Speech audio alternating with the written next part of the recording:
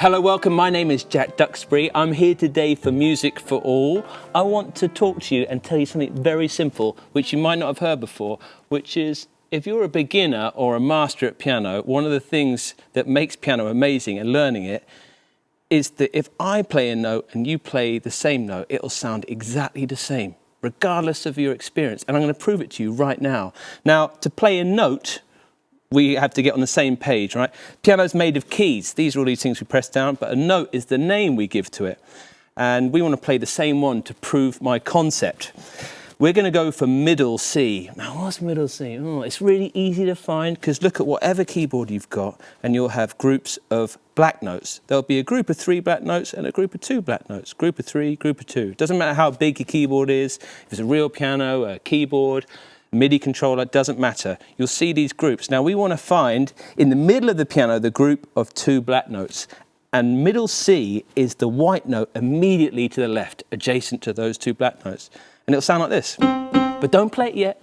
We're going to play it together to prove my point. I'm going to count you in and we're going to go 3, 4. We're going to press the key down, hold it, and then we're going to let go. So again, we're going to play middle C together. And you know how to find that because it's those 2 black notes, white note immediately adjacent. You ready?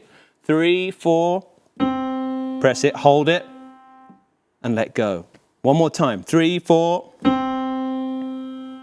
Now, if you can get that in your head, if you were here and we were playing the same note together, it'll sound exactly the same. How amazing is that with piano? Because if we were playing guitar or drums or singing or oboe, it might sound terrible. And you'll hear if you played it for years before a beginner, but we're on the same page. So you've already made that big leap. And you've learnt your first note name, and by virtue of that, you now know all the note names because I'm assuming you know the alphabet. Something that isn't spoken about on piano is that the note names are just the alphabet left to right. So we know that that's a C, and we know the alphabet, right? If you don't, then go watch another video. But we got the next note of the alphabet is D. Oh. E, F, G. And then we start the alphabet again. A, B, C, D, E, F, G. A, B, C, D, E, F, G. So all you've got to think is the white notes are in alphabetical order, left to right. We know where middle C is because of these 2 black notes. And we know that if we're on any note, all we've got to think if that's F, what's next in the alphabet? Oh, G. So now we've learned all the note names of the white notes. We know where middle C is, and we can start making some music with that, believe it or not. And I'm going to introduce a concept, probably only about 3 to 5 minutes left, and we're going to get jamming. One of the ideas is that instead of learning to read music, which I can't read a note, is to improvise, is to play. And often it's seen on piano as one of the last things you learn. You learn to read music, but I think you should start improvising. We're going to do that straight away. We know where middle C is. And we know all the other white notes and the names of them. The best bit is all these white notes, even with the note names, they work together and you can play any combination together. There's a great video with Dave Tench where he explains a bit more deeply about this process on this channel. But I just want you to have a bit of a shakeout. I do too. I just want to get relaxed.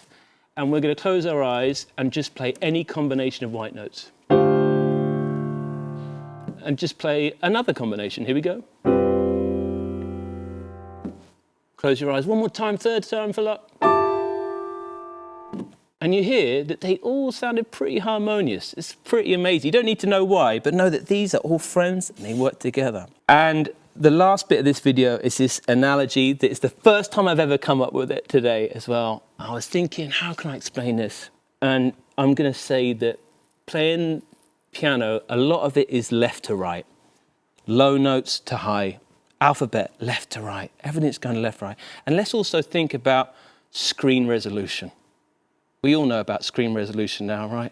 Low-res screens to high-res screens. Let's talk in like dirty 420, 720p down on the left.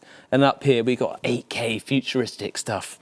Now, if you think like that and you know about screen resolution, I think most of us do by now, we can start using the different areas of the piano to make music and think that way. So we know in a low-res screen, we need to keep things simple because there's not a lot of information, like an old Tamagotchi screen. They kept it really simple. And whenever you're down this left-hand side of the piano, simple works better. We're talking 1, 2 notes at max. And I'll prove that to you right now. Play any white note down here. I'm going to use C. Again, we can find C because we know where middle C is with the 2 black notes, white note immediately adjacent. We can go down here and find that and check it out. Now, if I play a group of notes down here, it's a dirge. It's like too much information on that low-res screen. But as I go to the right, and the idea is down here is low-res. In the middle, in around this area, we're talking like 1080p, 4K, maybe 4K up here, 1080p down here. And I'll demonstrate that, and you can do it at home. Just play any notes.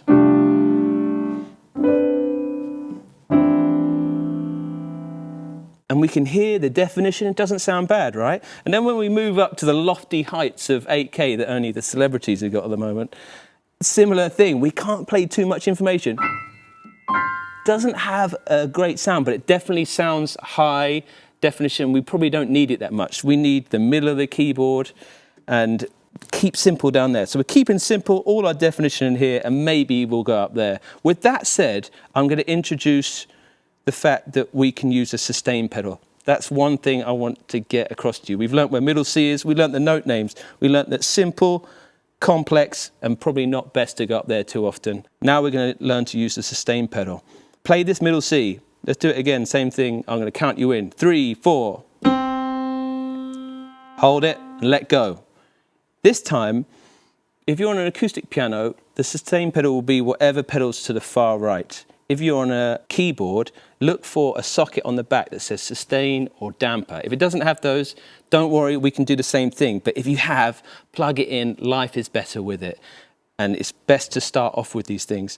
So we've plugged in the sustain pedal on the far right, and this time we're going to put our foot down on that sustain pedal, and then we're going to play the note. I'll count you in, 3, 4, we'll play it, we'll hold it, but when I say let go, keep your foot down. So let's do this. 3, 4. Hold it. Now let go, but keep your foot down. Now bring your foot up, and you can hear what the sustain pedal is doing. We won't go into too much detail, but put that sustain pedal down, and let's prove my screen resolution theory. Let's go in the middle. Any collection of notes, and then a simple note in the left, and then a note up in the right. A group of notes in the middle, random note in the left, and a note in the right. One more time. Any group of white notes, I'll close my eyes. Simple note in the left, and a simple note up here. We can start expanding that idea. The whole time my foot was on the pedal, and you hear how that blends everything in, almost like blending through the resolutions. That's where I want to leave it today. You've learned where middle C is. You've learned all the note names. You've learnt some crazy idea about screen resolution, how to the left you should keep things simple. In the middle, where you can deal with all the detail, and the right is kind of lofty heights of celebrities and such. And you can improvise because you just put your foot down on the pedal. If you don't have the pedal, you can do the same thing. You can just play any random white notes, a simple note in the left hand, and some twinkly bits in the right. And don't be afraid. I call it bowling with the bumpers up. Everyone's gone temping bowling. When you put those bumpers up, you can't miss. And with the white notes, you can't miss. I have fun when I do stuff like this. When it gets serious and it's not fun. So let's keep it fun. Thanks so much for having me. And I think I'll do another video where we're going to put a bit of order to that, and I can show you how to play hundreds of songs. Anyway, thanks guys. Thanks for watching.